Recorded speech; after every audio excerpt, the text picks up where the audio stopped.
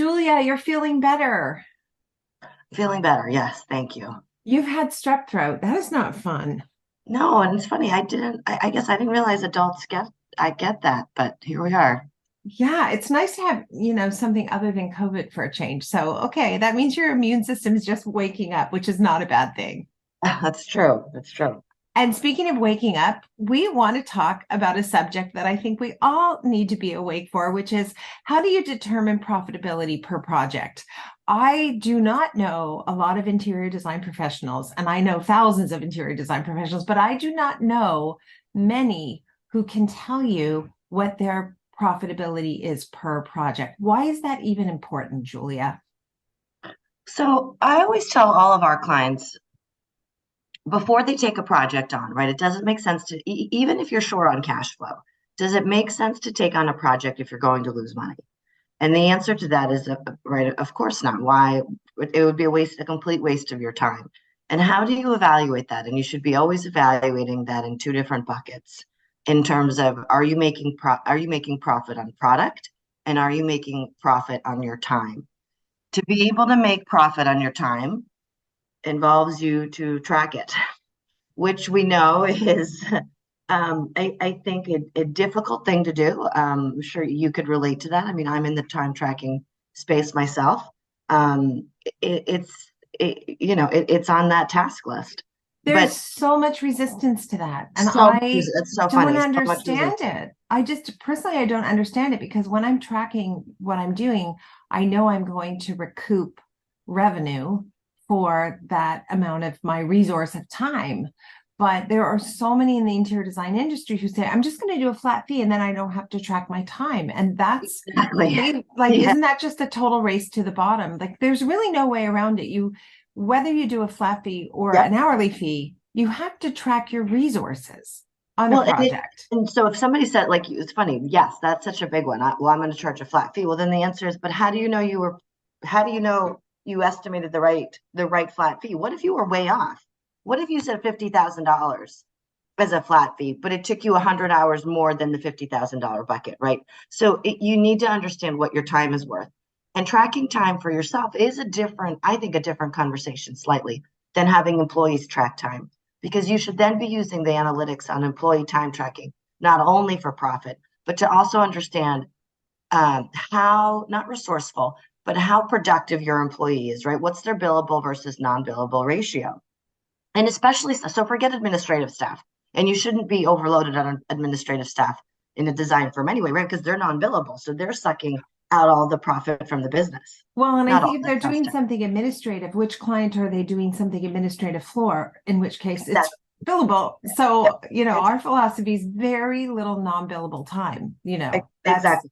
But that's if a you total have strain on if your you have a profitability. senior designer and your requirement is for them to work ideally, right, 2,080 hours if you're shooting for 40 hours, they should be billing 1,900, right, 1,800, 1,900, 2,000 hours, and very little should be non-billable, especially if you're in a bigger firm, right? Anything than non-billable would go to a junior level person whose cost to you is a lot less, right?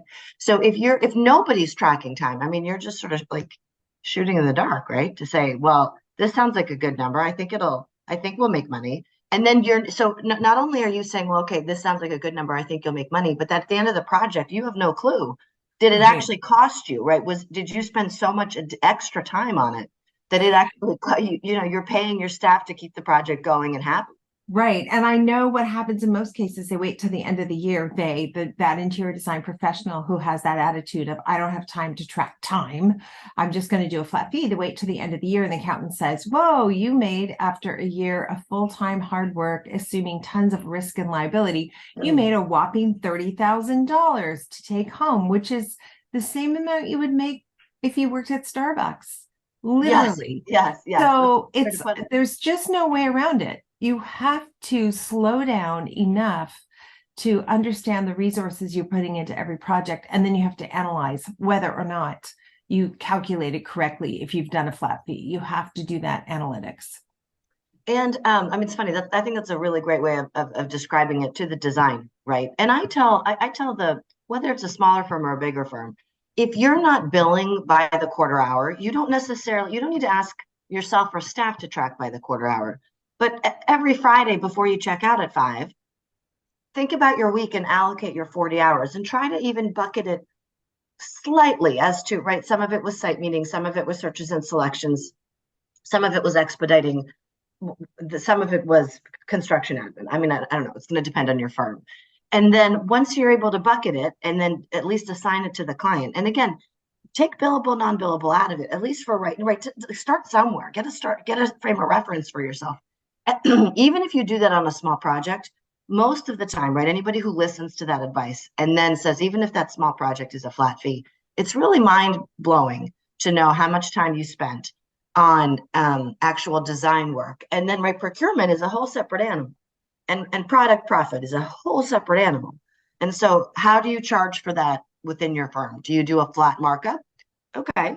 If you do a flat markup, your markup should, in theory, right, cover all of the hours spent on ordering and expediting and getting product from point A to point Z.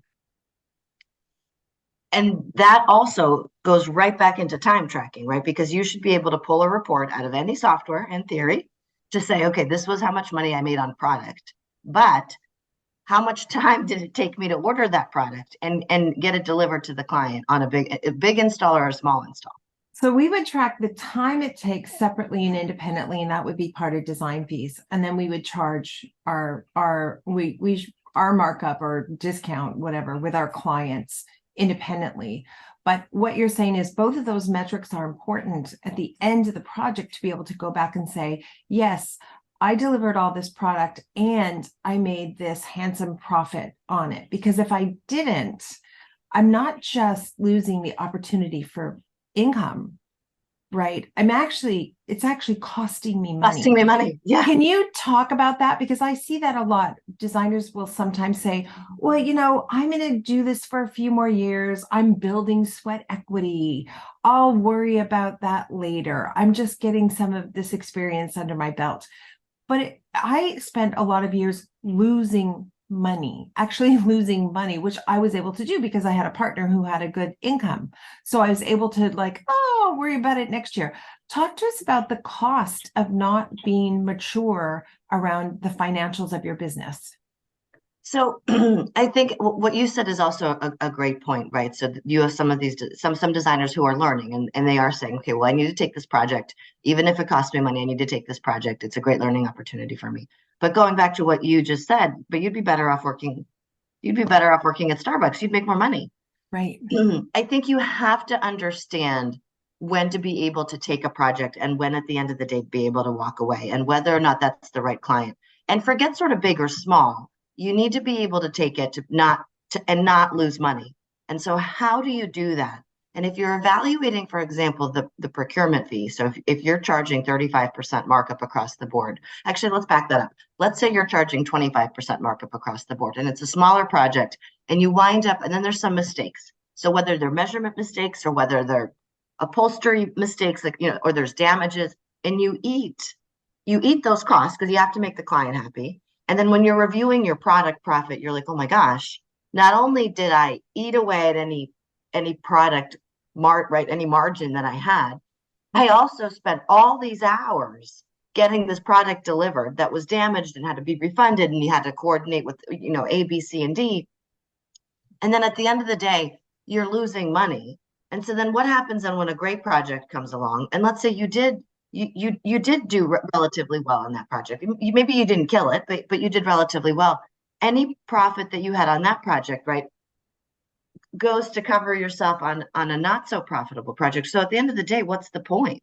I try really hard to have conversations, just more higher level, to say, what are you doing and is it working? Right.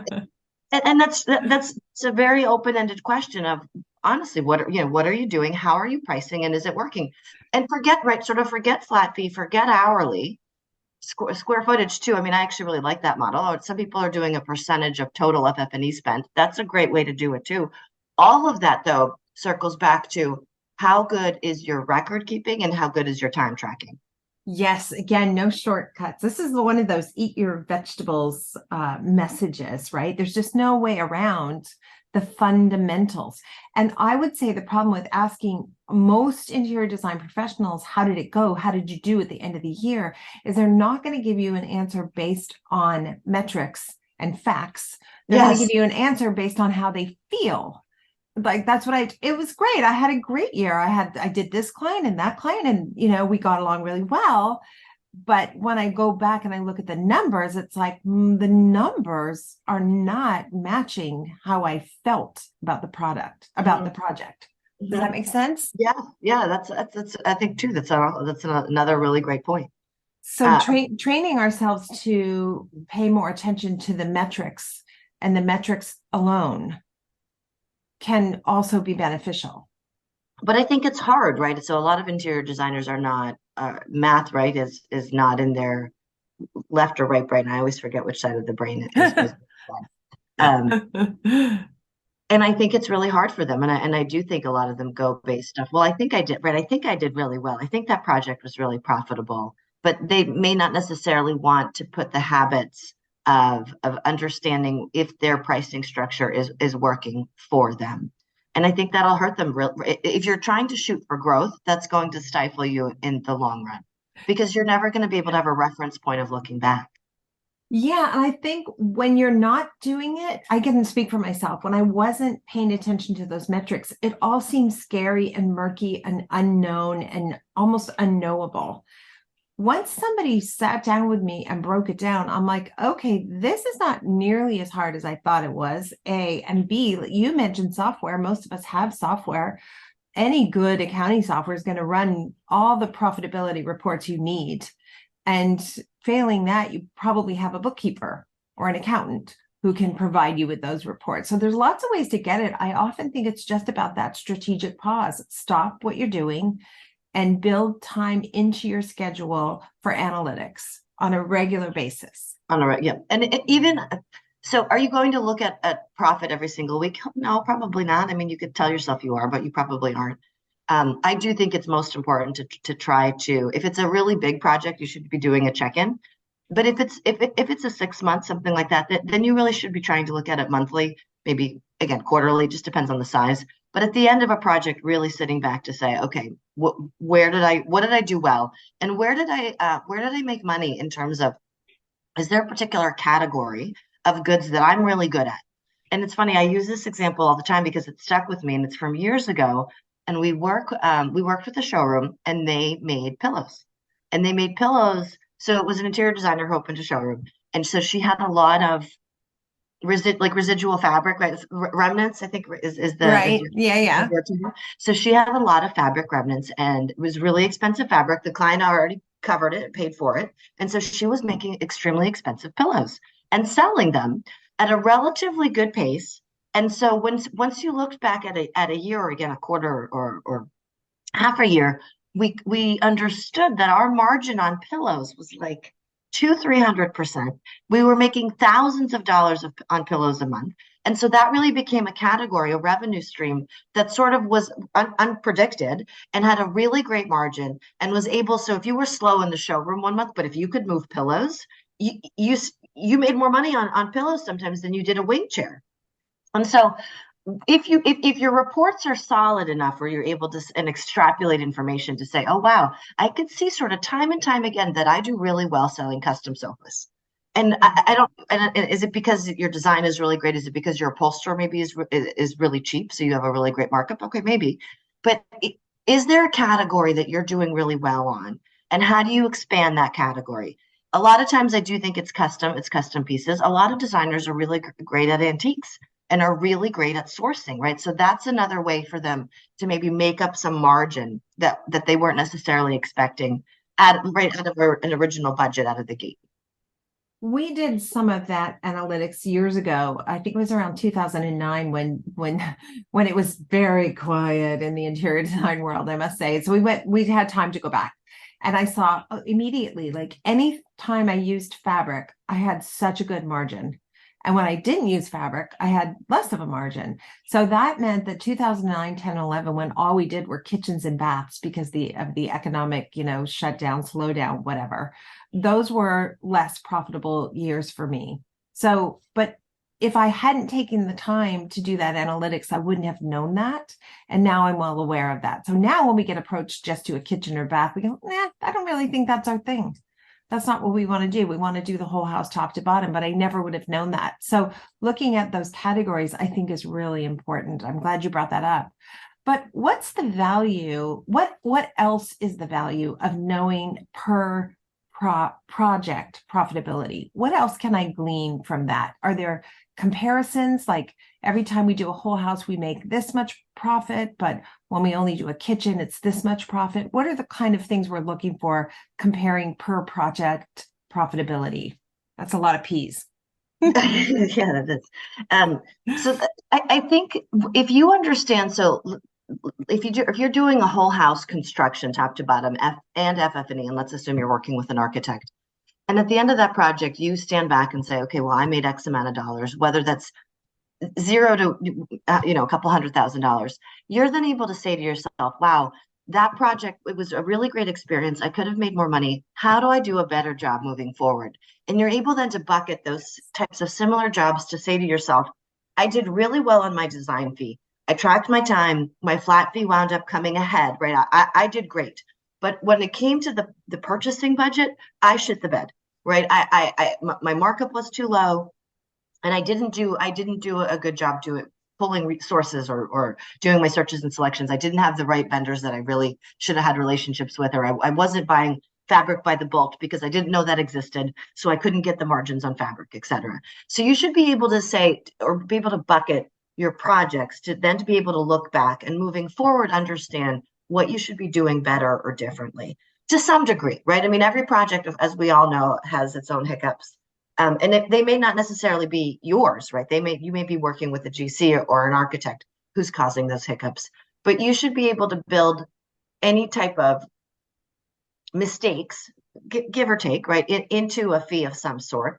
And then again, you should be able to look at your margin to be able to say, okay, well, I know there's going to be some costs that I need to eat, whether it be, again, for damages or incidentals. Like there's going to be something that I need to cover for the client to make them happy, or I need to buy back, et cetera. And so how do you do your pricing, and how do you, again, structure those vendor relationships to be always ahead? So I really like look backs for that reason, to be able to say, oh, I have a new townhome in the city, but I had a townhome 2 years ago. Well, let's look to see how I did on that townhome. Did I have a flat fee? How many hours did it take me against that flat fee? And what was my markup? And even with a 25% markup, how much money did I make, including all of my time for procurement and expediting? And if you are in the habit of constantly eating deficiencies and mistakes, I hope you'll become a Business of Design member, because we talk about that and we talk about how to avoid that. And we have the majority of my projects, I'm not eating mistakes. It's just not what I'm doing. Occasionally I am. If it's really our mess up, then absolutely. But we should definitely point that out, that that's not something you should think about on a regular basis.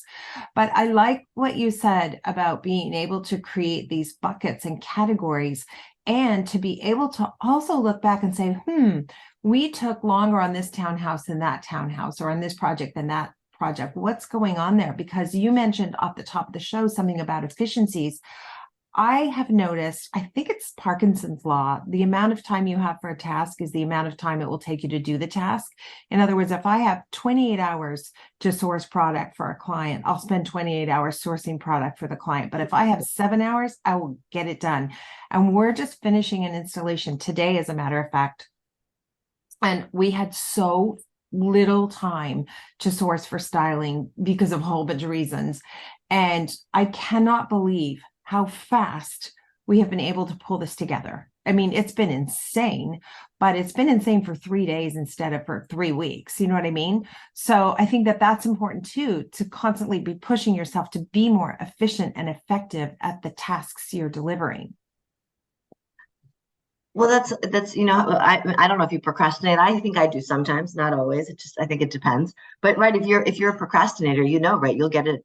For the most part, you'll get it done in 2 hours, instead of, if you worked on it a week ago, you would have taken the whole week to complete the task. Yeah. The other thing regarding profit that I like to do for a look back is then to do a comparison too. So if you did a flat fee, the question then would be, what was that flat fee based on? But if even if then you look back to say, okay, well, I did a flat fee and it was a total construction, build, and I was involved with the GC and the architect. If you then take the total construction spend and do a percentage of that, what would that number have been as compared to the flat fee that I charged? If you do a markup on FF&E as a way of getting paid for product, look to see what their total FF&E spend was, and then say, okay, well, what if I did a percentage of FF&E as my procurement fee? What would that number have been as compared to the profit that I made, right? So how close are you on all the different pricing models? I tend to believe that if you do a good job pricing, all of those models come in relatively close. Yeah, I agree. And you should be able to, again, with a couple jobs behind you and really good analytics, be able to say moving forward, again, we have a townhome coming in, it's 2,200 square feet. If I did a square foot model, my price would be X. If I did a percentage of construction, my price would be X. And the same for FF&E. And those numbers, again, come in within just a couple $1,000s of one another. And I think it really should make you then feel really good about where you are as a firm and how you're doing on pricing, because it means that you're finally in a rhythm. And do things happen? Sure. Do construction budgets go haywire? Sure, sure. But for the most part, you are able to see consistency. And I think when you get to that point, it's almost freeing, right? It's very relieving to know this is, and if somebody pushes back on you, meaning a client says something, they're like, this is too expensive, then that's not the right project for you. And that's okay. And that's not the right client. Yeah. And if you're not taking time to do that, then what I found myself doing for nearly a decade is continuing to use the same methods that weren't profitable on the next project and the next project, but telling myself I would do better. How can you do better if you haven't changed your methods? You're not going to do better. You're actually going to do worse, because when something bad happens, you're going to lose money. You're going to be out of pocket money. Anyway, there's just no getting around it. There are some fundamentals that we all want to think about in terms of profitability per project. And then the other thing you mentioned is, let's say you did really well in terms of billing for design hours, but you completely blew it in procurement. I find a lot of design professionals say, well, that's okay because I made a lot in design hours. It's almost like I'm not supposed to make too much. Like this mindset that, I'm just a decorator, so I shouldn't make a lot of money. Do you run into that with your clients as well, Julia? I think some. I think a lot of the larger firms don't have that problem. No. Yeah, because they know their overhead expenses need to be covered, right? And there's a lot of them. But some of the smaller firms, it's funny. I think a lot of the even smaller firms that are busy, right, and their volume for 1, 2, 3 people is astronomical. I mean, they are really cranking out projects and doing really well. But I do think that there's a sense of like, I don't need to charge for that. I don't need to charge for that. That's okay. It's not a big deal. I don't need to charge for that. I don't have office space. It's not, I'm not Michael Smith. It's, and I think it is harder for them to justify their time versus a bigger firm that understands the fact that regardless of if they think that they should or they shouldn't, they need to, because their overhead expenses are $2.3 million a year. So it is a different mindset. And a lot of that is just coaching, right? And understanding that your time is worth it. And I do agree with you. I think just because, so again, and that goes back to the very beginning of this conversation, design time is design time, and profit on that is separate, and product is product, and procurement can be a nightmare, especially since COVID, though I think it is finally, lightening up and getting better. But that is its own revenue stream, and it's you need to evaluate that separately to understand. And are you efficient, right? So you could be, like you just said, you could be efficient on design fees, and you could be great at doing the design concept and the design development, but you could have absolutely horrible processes when it comes to ordering. And so then if you're looking at that profit, you should be able to say to yourself, oh shoot, what happened? What did I, right? What did I do wrong? Am I using the wrong software? Am I using the wrong vendors? Is my staff not following up correctly? Right? What am I missing that I completely underestimated procurement by, thousands and thousands of dollars. Yeah.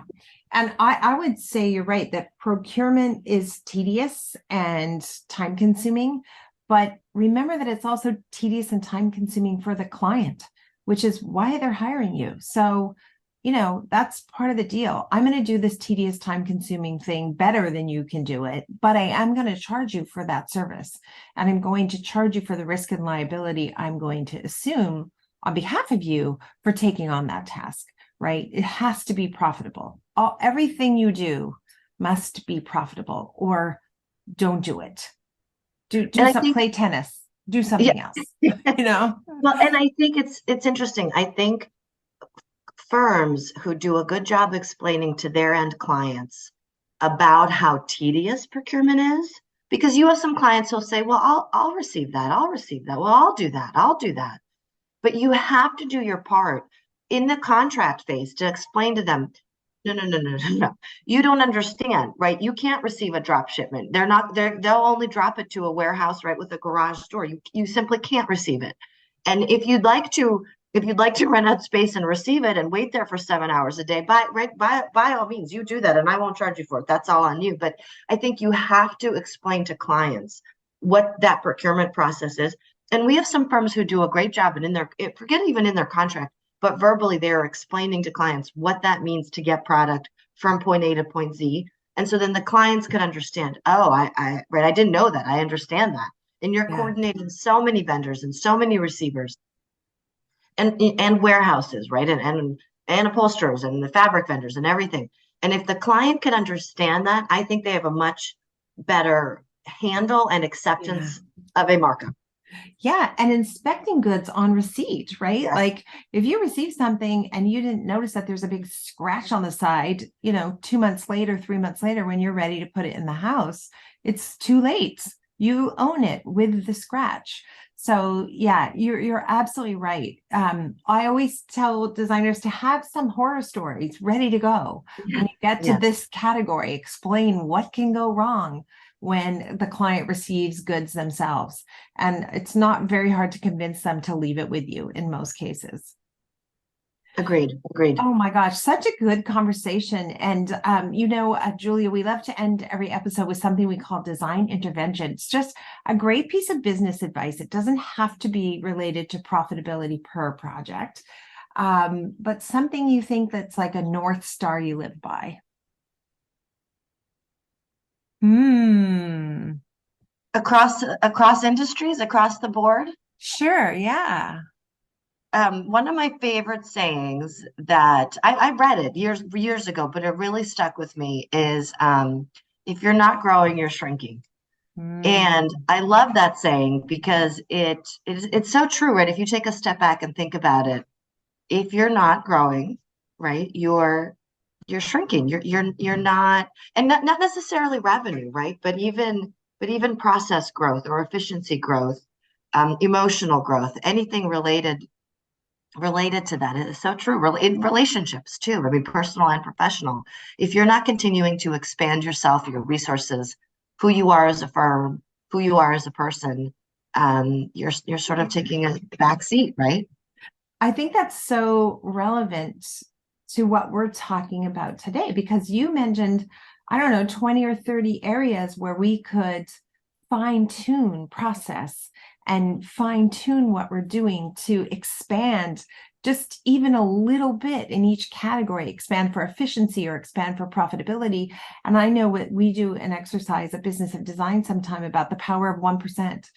People forget like 1% is the difference between a new car, every 6 months and not a new car every 6 months. Like it can be a really big deal, 1%. So constantly looking for ways to expand, even the littlest bit is so important.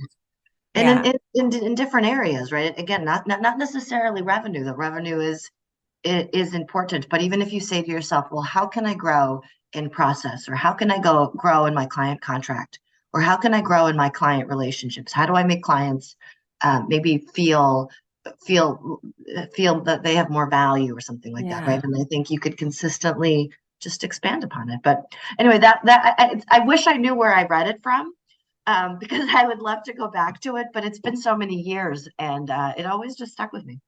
I think that's great. And I hope you'll come back on the podcast and have that conversation about 1%. I think that'd be a really good conversation. All Oh, the thank difference you. that 1% can make. And you're a wonderful guest. I hope you're feeling better. Like, Yeah. get better, get stronger. Thank you so much. It was a pleasure. Ah, thanks, Julia. Bye for now. Bye.